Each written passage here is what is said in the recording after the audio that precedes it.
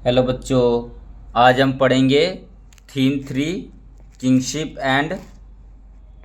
ठीक है, आज हम पढ़ेंगे किंगशिप कास्ट एंड क्लास। ठीक है, आज हम किंगशिप क्लास एंड क्लास पढ़ेंगे। क्लास 12th का theme 3 kingship caste and class. तो इसके पहले थीम 2 में हम लोग ने क्या पढ़ा था? Changes in economic and the political life. ठीक है, ये हम लोग ने पढ़ा था इकोनॉमिक एंड पॉलिटिकल लाइफ। आज हम पढ़ेंगे अर्ली सोसाइटी के बारे में। ठीक है, उस टाइम सोसाइटी कैसी थी उसके बारे में पढ़ेंगे। तो देखो, इसमें जो ऑथर ने लिखा है ना कि महाभारत से रिलेटेड सब कुछ इसमें दिया हुआ है चैप्टर में। ठीक है, तो महाभारत से रिलेट करके चैप्टर में सब कुछ दिया हुआ है। तो महाभारत कैसे क्या हुआ वो हम लोग थोड़ा देखेंगे इसके बारे में। तो देखो, एक critical edition of the Mahabharata बना गया। Critical edition of the Mahabharata मतलब ऐसा महाभारत बनाया गया जो कि बहुत ही क्लोज हो ओरिजिनल महाभारत से। ठीक है, तो इन लोग ने एक संस्कृतिस्ट थे, इंडियन संस्कृतिस्ट थे जिनका नाम था VS सुखथंकर।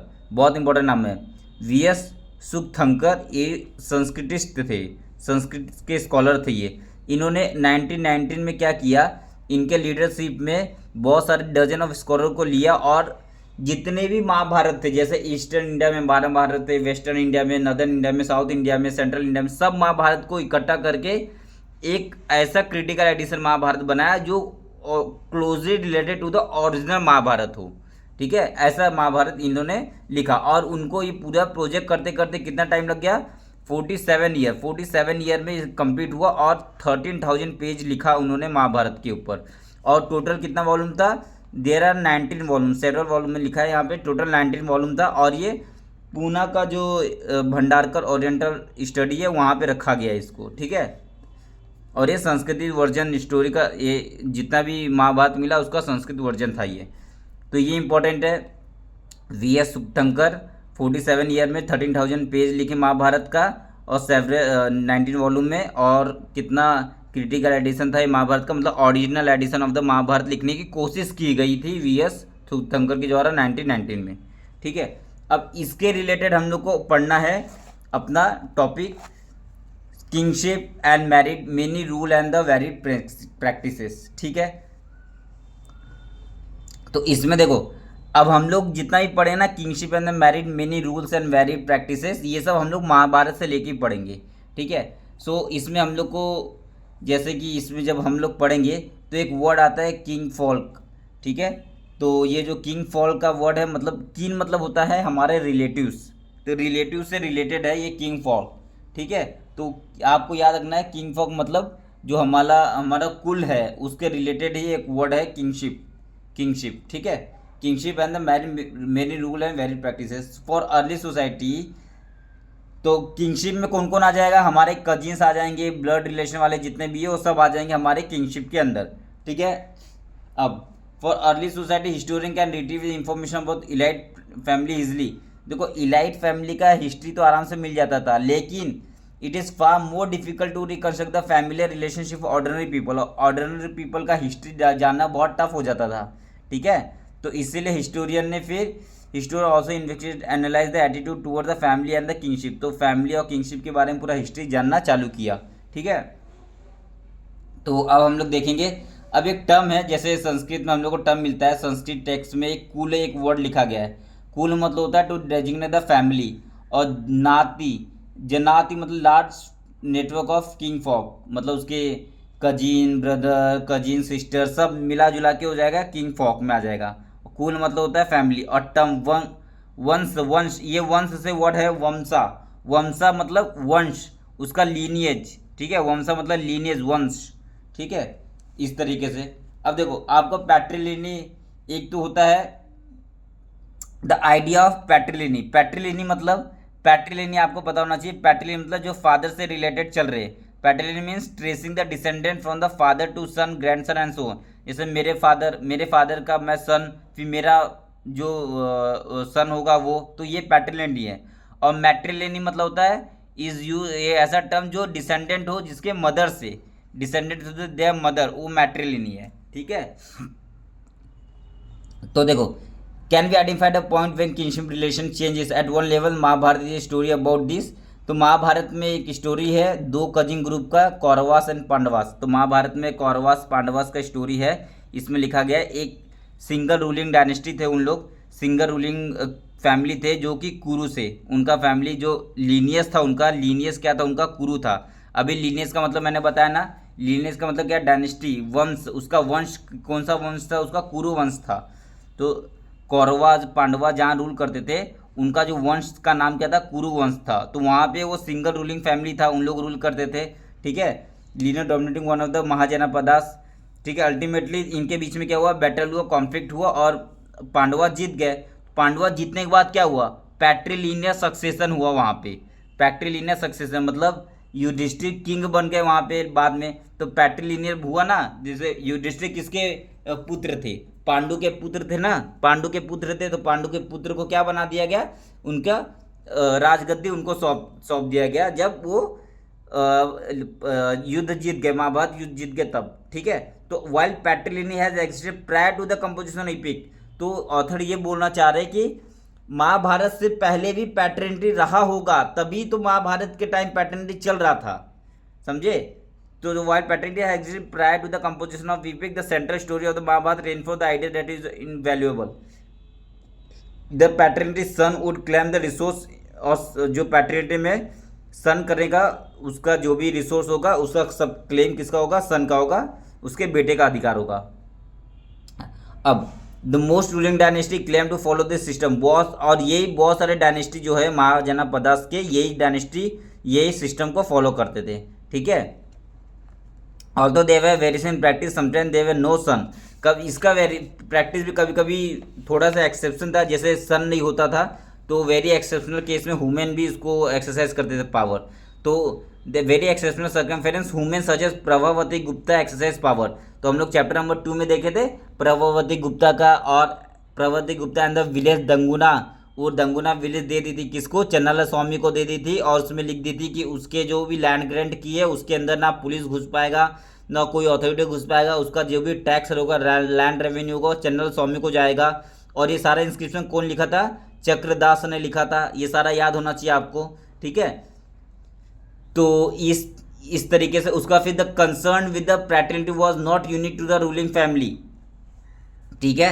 The concern with the paternity was not unique to the ruling family, सिर्फ पैट्रिलिनी ना सिर्फ रूलिंग फैमिली के लिए नहीं था, सिर्फ राजा महाराजा के लिए नहीं था, ये नॉर्मल जो फैमिली होते थे ना उनके लिए भी था, मतलब ऑर्डिनरी पीपल के लिए भी था। It is evident in mantra in a ritual text such as Rig Veda. It is possible that this attitude was shared by the wealthy men and those who claim higher status, including Brahman.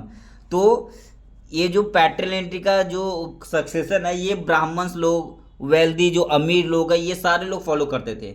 तो जैसे आपके ऋग्वेद में एक दिखा है producing fine सन, तो ये ऋग्वेद का एक एक्सेप्शन है, मंत्र है, जिसमें बोला गया है, मंत्र में बोला गया है कि I free from here but now I have bound family, मैं अपने को फ्री करता हूँ और अपने जो भी ग्रेस ऑफ इंद्र का, इंद्र को ग्रेस करके प्रणाम करके, और मेरे को फाइन सन होना चाहिए, मतलब मेरे को बेटा होना चाहिए, और मेरा फॉर्चुनेट इन हस्बैंड लव, हस्बैंड से प्यार करके मेरे को हस्बैंड के साथ बेटा होना चाहिए, ऐसी ऐसी प्रार्थना की जाती थी ऋग्वेद में, ठीक है। और उस टाइम ऋग्वेद में Indra was one of the principal deity होते थे ना, god of valour, warfare and rain, ये होते थे। तो इस तरीके का मतलब मंत्र बोला जाता था ऋग्वेद में कि मेरे को फाइन सन होना चाहिए, बेटा होना चाहिए, क्योंकि उनका सक्सेशन करेगा बेटा, इसीलिए, ठीक है।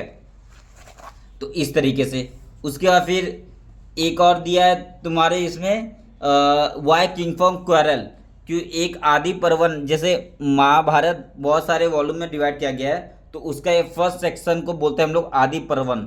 तो महाभारत के फर्स्ट सेक्शन आदि पर्वन में लिखा गया है कि जो कौरवास थे, जो कौरवास किसके सन थे, धृतराष्ट्र के सन थे, धृतराष्ट्र के बेटे थे कौरवास, और पांडवास किसके बेटे थे, उसके कजिन थे, धृतराष्ट्र के कजिन थे, मतलब पांडवास का फादर कौन था, पांडु, जो कि प्रीमेच्योर डेथ हो गया था उनका, जल्दी वो मर गए थे, इसीलिए धृतराष्ट्र के चाचा हो गए, पांडु के चाचा हो गए धृतराष्ट्र, और धृतराष्ट्र के बेटे कौरवास, और धृतराष्ट्र के जो कजिन जो सन है वो हो गए पांडवास।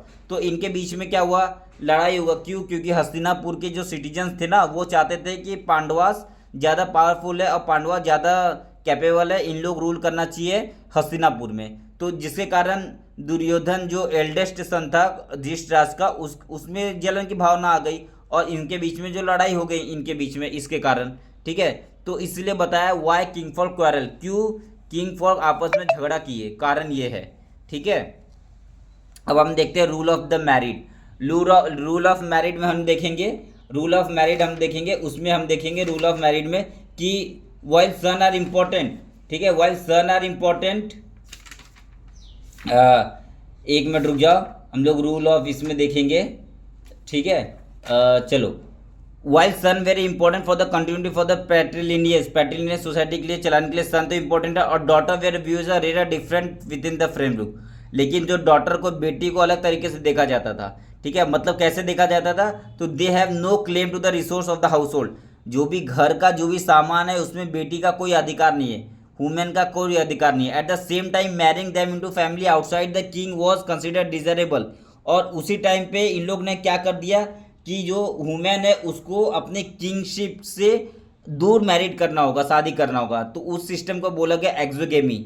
ठीक है, मतलब एक्सोगेमी मतलब ऐसा शादी जो एक यूनिट में से, एक यूनिट से दूर हो, एक गोत्र से दूर हो।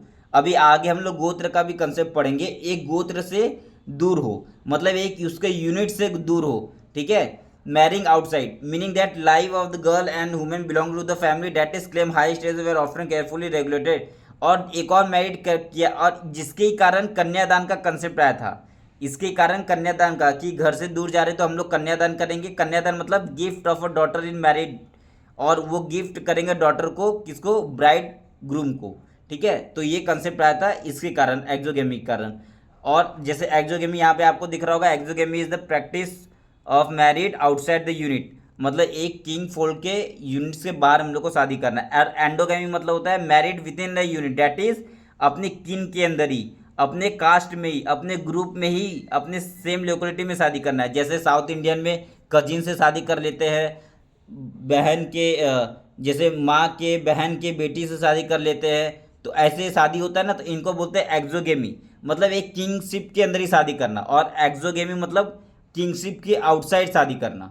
ठीक है, अब देखते हैं हम लोग, जिसके कारण, अब इसके कारण ब्राह्मण्स ने भी अपना, अब हम लोग ने देखा था 600 सेंचुरी बीसी में ब्राह्मण ने अपना धर्मशास्त्र लिखना चालू कर दिया था।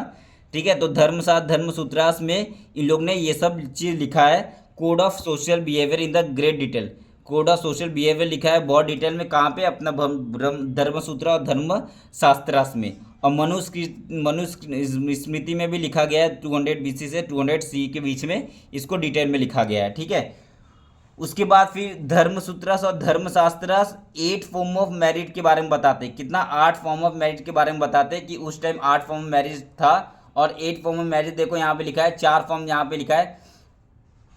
पहला फॉर्म क्या होता था, gift of a daughter after dressing her in a costly cloth and honouring her present of जेवर्स to the man learn in the Vedas whom the father himself invite. आराम से फादर इनवाइट कर रहे हैं, फादर एक लड़के को देख लिए और उसकी शादी करवा रहे हैं बहुत धूमधाम से, वो है फर्स्ट वाला। फिर फोर्थ वाला क्या होता था, the gift of a married, the gift of a daughter by married after he address the couple with the tax, the father ने पकड़ लिया लड़का को एक दूसरे को बातचीत करते हुए, तो और उसके बाद उनकी शादी करवा दी, और बोल दिया ब्राइड ग्रूम को, दूल्हा को बोल दिया कि तुम मेरी बेटी का अच्छे से ख्याल रखना। ये फोर्थ टाइप ऑफ मैरिज था।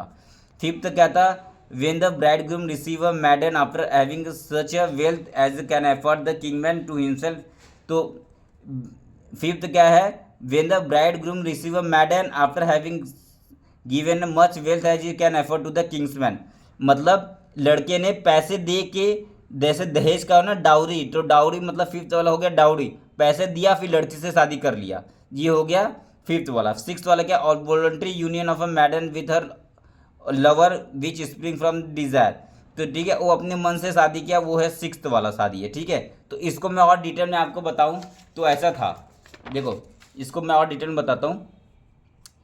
8 फॉर्म ऑफ मैरिड था, 8 फॉर्म ऑफ मैरिड था। ठीक है, जिसमें से पहला 4 को बोलते थे धर्म। ठीक है, धर्म, धर्म से मैरिड हो रहा है तो उसको पहला क्या होता था, पहला होता था ब्रह्म मैरिड। ठीक है, दूसरा क्या होता था, दैव्य मैरिड। तीसरा क्या होता था, अर्श मैरिड। चौथा क्या होता था, प्रजापत्य मैरिज, प्रजापत्य मैरिज। और एक और दूसरा दूसरा जो चार होता था वो क्या होता था, अधर्म, अधर्म के कारण जो शादी हो रहा है उसको बोलते थे चार। तो ये वाला चार, और दूसरा चार क्या था जो अधर्म के साथ हो रहा था वो क्या था, असुर। ठीक है। उसका छठवां गंधर्व, गंधर्व मतलब लव मैरिज है, ये गंधर्व मतलब लव मैरिज। सातवां राक्षस मैरिज, राक्षस मैरिज। फिर आठवां क्या था, पिशाच, पिशाच। ठीक है, ये 8 टाइप के मैरिज थे उस टाइम। ठीक है। अब धर्म धर्म मैरिज तो आपको समझ में आ गया। धर्म मैरिज क्या है, एक लड़की एक लड़के को शादी कर रही है, उसका देखभाल, उसका पूरा घर वर देख के अच्छे से। दैव सॉरी ब्रह्म मैरिज, ब्रह्म मैरिज क्या है, लड़की का पिता जो है लड़की का शादी कर रहा है पैसे उसे दे के अच्छे से एक पर्सन के साथ। द्रव्य मैरिज, द्रव्य क्या है, एक पृष्ठ के साथ मैरिज कर रहा है अपने बेटी का, उसको बोलते हैं द्रव्य, दैव्य। अर्श क्या है, अर्श में क्या होता है, काऊ का एक्सचेंज हो रहा है, लड़का लड़की वाले को काऊ दे रहा है और लड़की वाले लड़के को काऊ दे रहे हैं, और इस तरीके से जो शादी हो रही है उसको बोलते हैं अर्श, अर्श मैरिज। और प्रजापत्य मैरिज क्या होता है कि इसमें जो फादर का बॉय है वो जाके बात करता है लड़की से और उसको शादी करने बोलता है, उसको बोलते हैं प्रजापत्य। ठीक है। उसके बाद फिर ये अधर्म तरीके से मैरिज हो रहा है, जैसे असुर, असुर, असुर मैरिज क्या है, असुर में यहाँ पे लड़का तो दे रहा है काऊ, लेकिन लड़की दे रही है पैसा।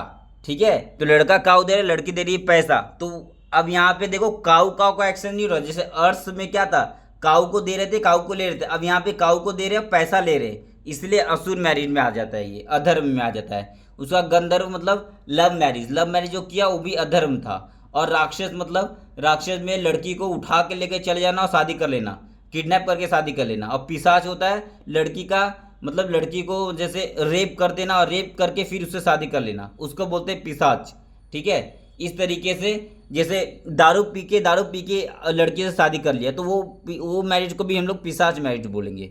ठीक है। इस तरीके से 8 मैरिज था हमारे इसमें। ठीक है। तो ये सब 8 मैरिज धर्म सूत्रास में लिखा गया है। ठीक है। जिससे में हम लोग को सिर्फ इसमें एनसीईआरटी में 4 ही मैरिज दिया हुआ है। समझ गए 8 मैरिज क्या है। अब हम लोग पढ़ेंगे, और ये सब किस में लिखा गया था, ये सब धर्मशास्त्र धर्म सूत्रास में लिखा गया है। ठीक है। उसके बाद गोत्र ऑफ वुमेन, अब वुमेन का गोत्र डिफाइन किया गया यहाँ पे। ठीक है। कैसे गोत्र डिफाइन किया गया, तो देखो ब्राह्मणिकल जो है ना उन लोग ने अपना गोत्र डिफाइन किया पीपल को क्लासिफाई करने के लिए। क्यों, to classify the people, classify the people. तो वहाँ पे स्पेशली ब्राह्मण को क्लासिफाई करने के लिए एक गोत्र का टर्म लाया। ठीक है। और हर एक गोत्र को एक नाम दिया उसके डायनेस्टी से, और जो सेम गोत्र का होगा मतलब उसका डायनेस्टी होगा सेम। ईच गोत्र जो सेम डायनेस्टी का होगा एज डिस्टेंडेंट सेम डिस्टेंडेंट होगा। ठीक है। Each gotra and all those who belong to the same gotra were regarded as his descendant, जो सेम गोत्र का होगा उसका डिसेंडेंट भी सेम होगा। ऐसा सिस्टम बनाया उन लोग ने उस टाइम ब्राह्मणिकल लोग ने। ठीक है। तो गोत्र के बारे में 2 चीज़ इंपॉर्टेंट क्या है, पहला वुमेन जो है वो अपना फादर का गोत्र को गिव अप कर देगी अपने जो शादी के बाद, और अपने हस्बैंड के गोत्र को अपना लेगी। तो वुमेन क्या करेगी, शादी के बाद अपने फादर के गोत्र को हटा देगी और अपने हस्बैंड के गोत्र को एडप्ट कर लेगी। और दूसरा क्या था, वुमेन सेम गोत्र में शादी नहीं कर सकती, and the member of the same gotra could not marry. Women same gotra में शादी नहीं कर सकती, समझे। तो वुमेन के बारे में 2 रूल बनाया गया। पहला रूल क्या था, फादर का गोत्र को गिव अप कर देना, हस्बैंड का गोत्र को अपना लेना। दूसरा, सेम गोत्र में शादी नहीं कर सकती वुमेन। ठीक है। ये 2 गोत्र का रूल बनाया ब्राह्मण्स ने। ठीक है। उसके बाद one way to find out whether this was commonly followed, क्या ये फॉलो होता था, क्या ये जो गोत्र का रूल बनाया था ब्राह्मण्स ने धर्मसूत्रास में, क्या ये फॉलो होता था सच में। तो इसको आर्कियोलॉजिस्ट ने, हिस्टोरियंस ने इसको पता लगाने की कोशिश किया। तो पता चला जो लीनियस था, जो सतावाहनास रूलर थे ना, उन लोग जो वेस्टर्न इंडिया में डेक्कन में रूल कर रहे थे, उन लोग का इंस्क्रिप्शन पाया गया। तो उन लोग के इंस्क्रिप्शन में बहुत सारा नाम लिखा गया था। जैसे देखो यहाँ पे पूरा इंस्क्रिप्शन में सतावाहनास के रूलर में इंस्क्रिप्शन क्या लिखा गया है, राज गौतमी पुत्र श्री शतकर्णी। तो गौतमी का पुत्र, पुत्र मतलब सन, तो गौतमी का सन जो है श्री शतकर्णी है। वशिष्ठी पुत्र, वशिष्ठी का जो पुत्र है वो है श्री पुलमायु। ऐसे करके पूरा लिखा गया। मधारी पुत्र, मधारी का पुत्र कौन है? स्वामी शतकसेन, शतकसेन। गौतमी पुत्र, गौतमी का पुत्र कौन है? श्री यना शतकर्णी। तो ये सब क्या है? ये सब क्या बता रहा है? गौतमी पुत्र, गौतमी का पुत्र। तो गौतमी क्या है? गौतमी कहीं ना कहीं गोत्र है। तो गौतमी क्या है? गौतमी कहीं कहीं गोत्र है। वशिष्ठ क्या है? वशिष्ठ कहीं कहीं गोत्र है। गौतमी गोत्र। मधारी क्या है? कहीं ना कहीं गोत्र से रिलेटेड वो वर्ड आया है। ठीक है। वशिष्ठ। फिर हरिति पुत्र, हरिति क्या है? गोत्र, कहीं ना कहीं उससे गोत्र का होगा। ठीक है। तो आगे हम पढ़ेंगे इसके बारे में। उसके बाद फिर देखो यहाँ पे हम लोग को बृहदारण्यक उपनिषद में भी हम लोग को मिलता है, one of the earliest Upanishad contain a list of successive generation of teacher and student many of whom were designated by the metronymics. तो बहुत सारे हम लोग को मिलता है कि बृहदारण्यक में जो मेट्रोमिन्स मतलब उसके माता के नाम से उसको जानते थे हम लोग। ऐसा बहुत सारा एविडेंस मिलता है हम लोग को बृहदारण्यक उपनिषद में भी। ठीक है। अब देखो, अब यहाँ पे क्या हुआ, some of the Satavahanas rulers were polygamous. बहुत सारे शतवाहनस पॉलीगेमस थे। पॉलीगेमस मतलब होता है एक से ज़्यादा वाइफ रखने वाले, और पॉलीगिनी मतलब होता है एक से ज़्यादा हस्बैंड जो रखते थे उसको बोलते थे पॉलीगिनी, और पॉलीगेमस मतलब एक से ज़्यादा वाइफ रखने वाले रूरल को बोलते थे हम लोग पॉलीगेमस। ठीक है। तो an examination of the name of the women who married Satavahanas rulers indicate that many of them has name derived from the gotra such as Gautama Vashishtha. तो बहुत सारे हिस्टोरियन ने देखा कि ये जो गौतमा है, वशिष्ठ, ये कहाँ से डिराइव हुआ है? तो ये गोत्र से डिराइव हुआ है। ये गोत्र कहाँ से आया? उनके फादर से मिला है गोत्र। तो गौतमा वशिष्ठ उनके फादर से मिला है। तो ये गौतमा वशिष्ठ देखो उनके फादर से मिला था। जब इनका शादी हो गया तो इन्होंने अपना गोत्र चेंज नहीं किया, अपना गोत्र अपने फादर का ही गोत्र रखा। गौतम, गौतमी, गौतमी, वशिष्ठी, यही रखा। तो हिस्टोरियन ये बोलना चाहते कि ये जो ब्राह्मण ने रूल बनाया था कि ह्यूमन गोत्र को चेंज कर लेगी आफ्टर मैरिड, क्या ये इम्प्लीमेंटेड नहीं था? बिल्कुल इम्प्लीमेंटेड नहीं था हर जगह। देखो यहाँ पे इम्प्लीमेंटेड है, शतकनास एम्पायर में इम्प्लीमेंटेड है नहीं, क्योंकि इन लोग ने गौतमा जो गोत्र है इनके फादर से मिला था, और ये शादी के बाद भी इनका जो गोत्र है वो गौतमी वशिष्ठी यही सब चले आ रहा था। ठीक है।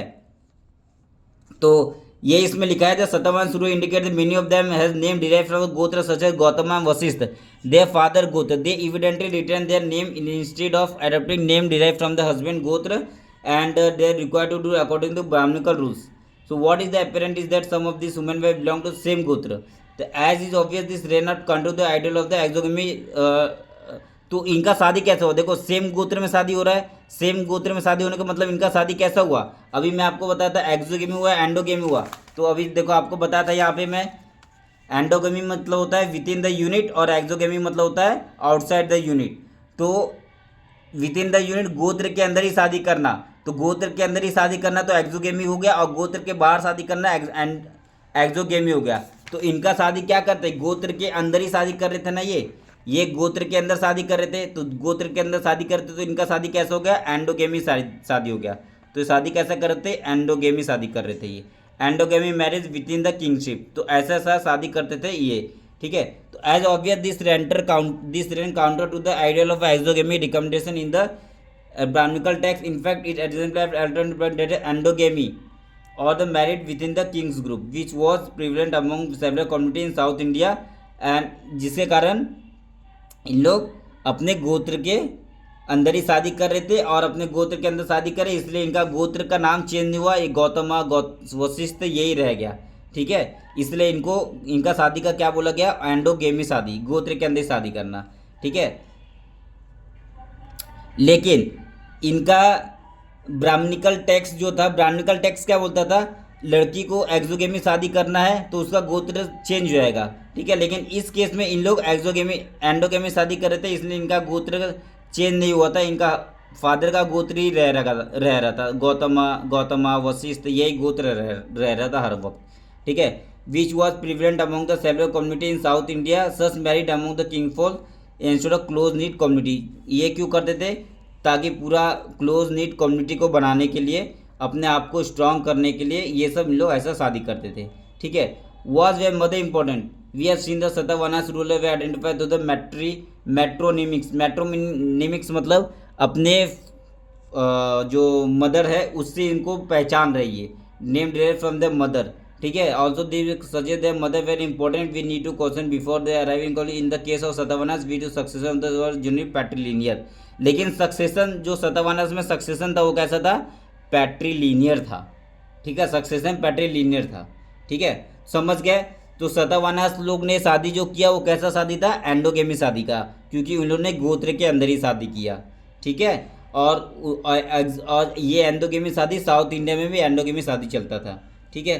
उसके बाद फिर यहाँ पे लिखा है मदर एडवाइस, कि मदर ने एडवाइस किया था दुर्योधन को कि पांडव से युद्ध मत करो और अच्छे से रहो, लेकिन दुर्योधन ने इसको नकार दिया और अपना युद्ध किया, लास्ट में दुर्योधन हार जाता है वॉर को। ये सब इसमें लिखा गया और उतना कुछ इंपॉर्टेंट नहीं है। अब नेक्स्ट लेक्चर में हम पढ़ेंगे social differences within and beyond the framework of caste. Okay, thank you. Next lecture में हम लोग ये पढ़ेंगे social differences within the beyond framework of caste, right occupation सब पढ़ेंगे नेक्स्ट लेक्चर में। Okay, thank you.